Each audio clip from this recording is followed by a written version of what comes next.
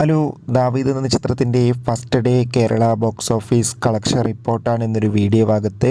വീഡിയോയിലേക്ക് മുൻപ് video like ചെയ്യുക, ചാനൽ സബ്സ്ക്രൈബ് ചെയ്യുക. ഈ വരുന്ന ഫെബ്രുവരി മാസം, മാർച്ച് മാസം ഇനി അങ്ങോട്ട് ധാരാളം ചിത്രങ്ങൾ OTT റിലീസ് ചെയ്യും. നമ്മുടെ ചാനൽ ഭാഗം പരിശോധിച്ചാൽ നിങ്ങൾക്ക് കാണാൻ വേണ്ടി സാധിക്കുന്നതായിരിക്കും.